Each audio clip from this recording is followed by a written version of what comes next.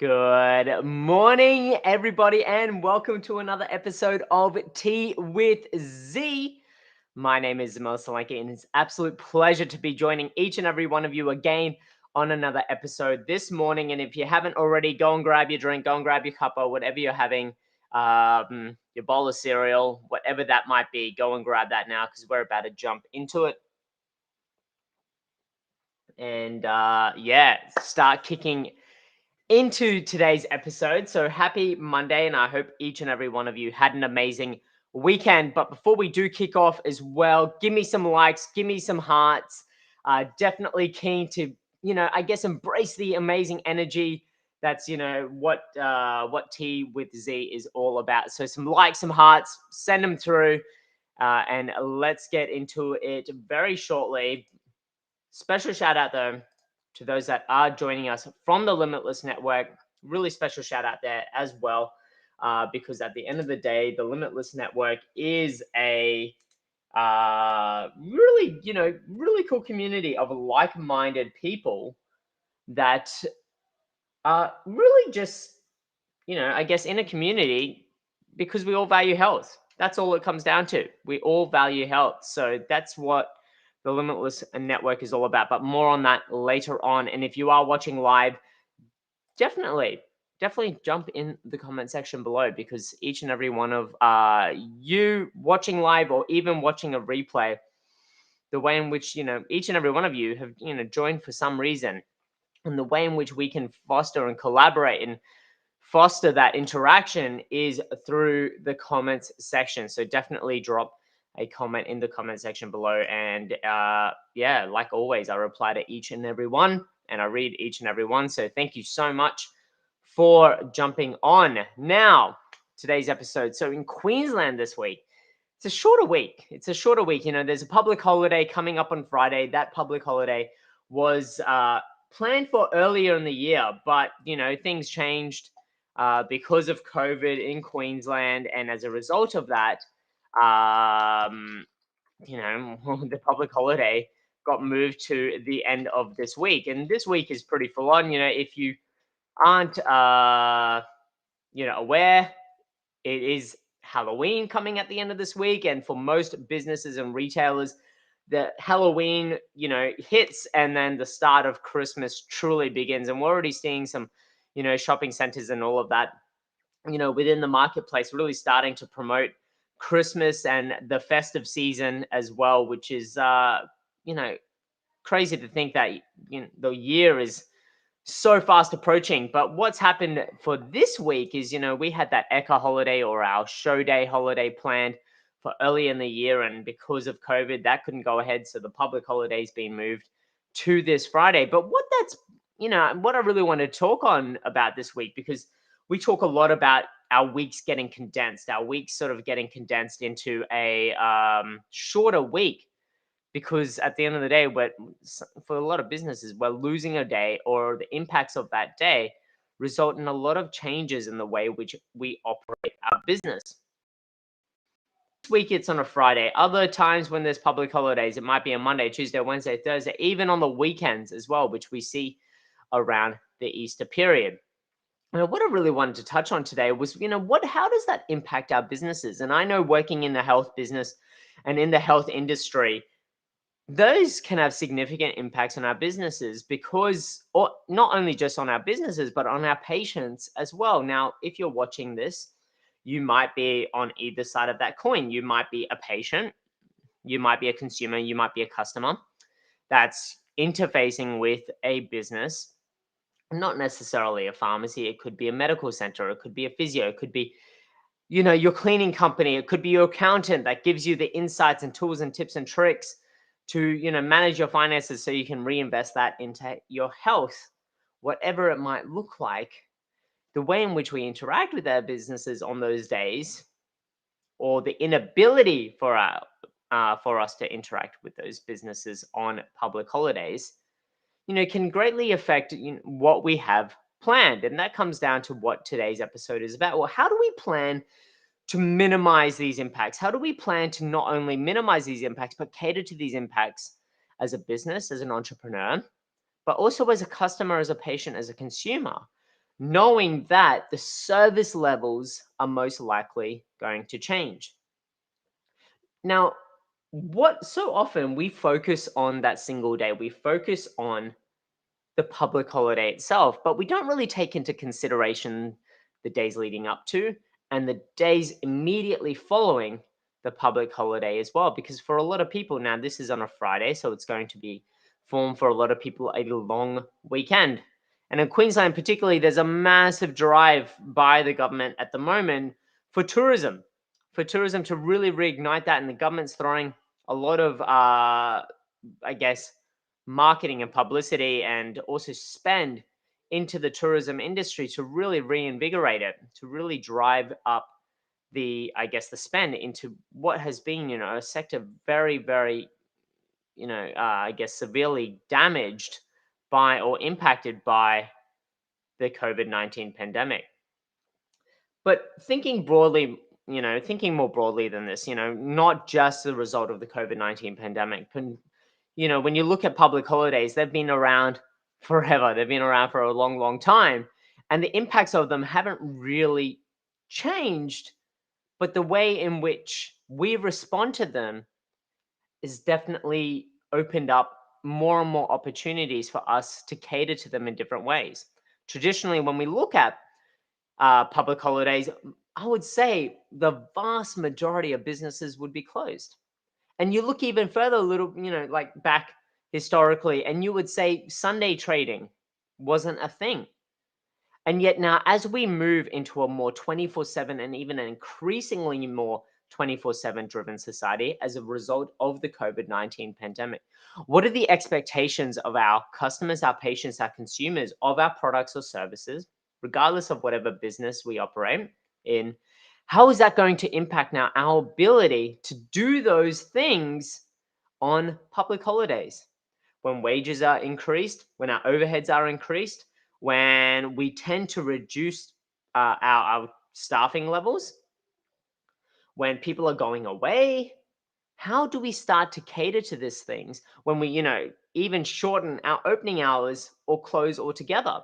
When our customers, consumers, and patients expect us to be available increasingly longer on their terms, on a more convenient scale, and longer hours.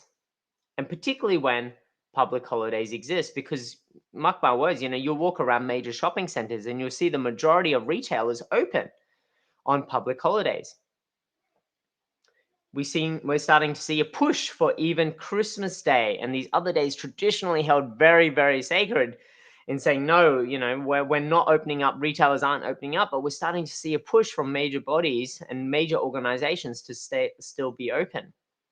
So how does this work from a retail setting? How does this work when we've got the consumer expectation to always be open?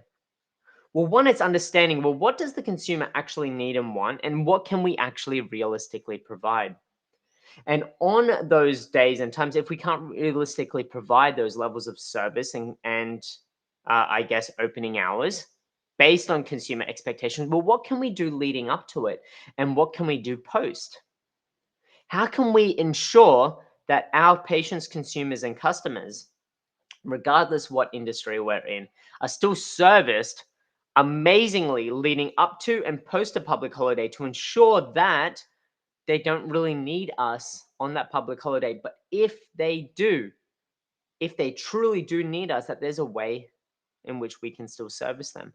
And now that might be through creating joint ventures, creating joint partnerships, creating ways in which we could forward plan not only our businesses, but educate our customers and consumers about what they can do to minimize the impacts of the public holiday. Because I know, being in the health business, and for a lot of the majority of industries that do have a retail setting, is that a public holiday comes, and then either the day before or the day after, it's like the whole world's gone mad. It's like the whole world is, freaking out because we are closed one day. And we've seen, I guess, this on an even greater scale as a result of the pandemic, which is, really highlighted the notion of panic buying. But let me ask you, is panic buying actually new? Is panic buying actually new? Or is it the threat of being closed or inaccessible, the actual driver for panic buying? And as a result of that, has panic buying always been around, but never really coined that term or really never resonated with public holiday buying?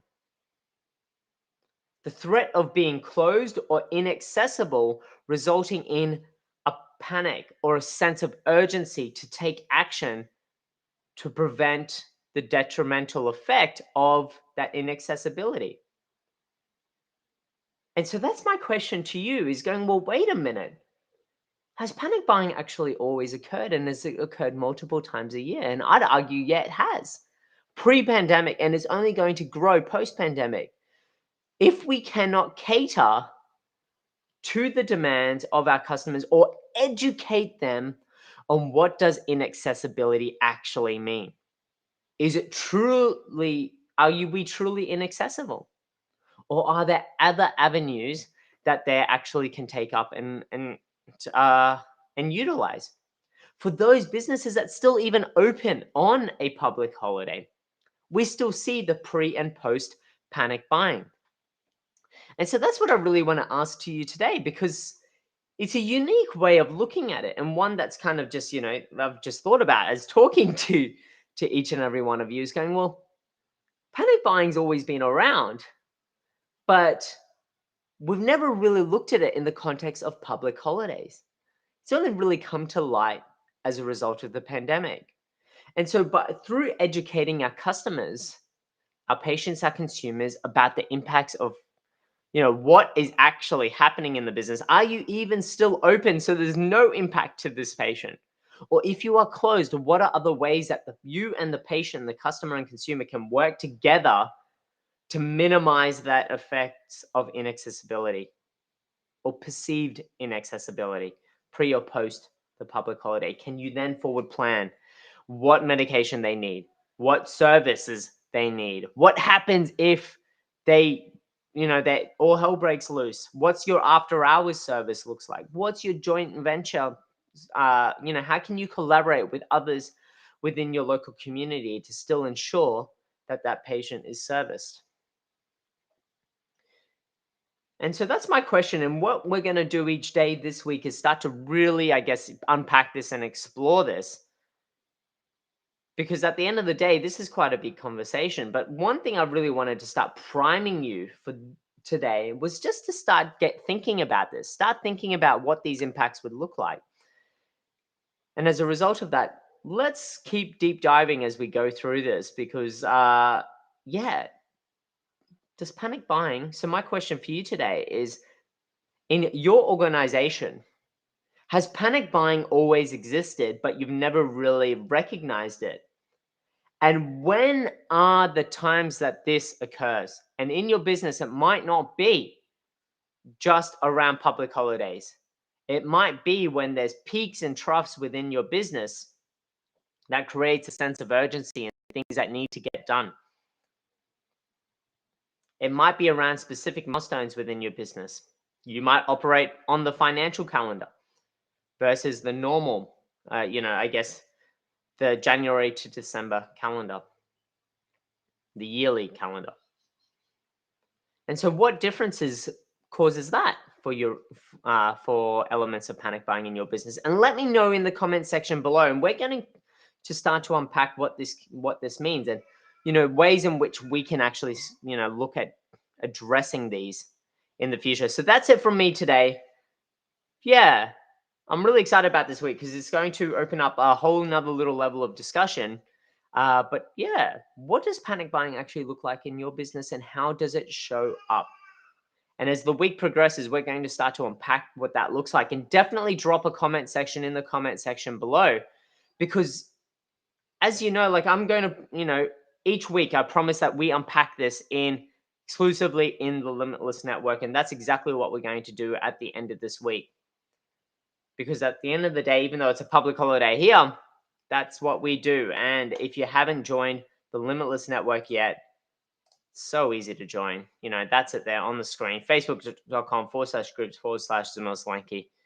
Even take a screenshot of this. So you've got that, and the description is even in the description box below. But as I mentioned, this is all the time that I have today, and we're already ticking over into the time. So as a result of that, we're going to unpack more of this and how this sorts of eventuates at definitely throughout these next episodes. So definitely jump on for those other episodes, and yeah, let's even deep dive into it exclusively in the Limitless Network on Friday. But I really look forward to joining each and every one of you on these episodes of T with Z for the rest of the week. But for now, have an amazing day. So the question again, and drop the answers in the comment section below before we do leave, is how does panic buying show up in your industry and when?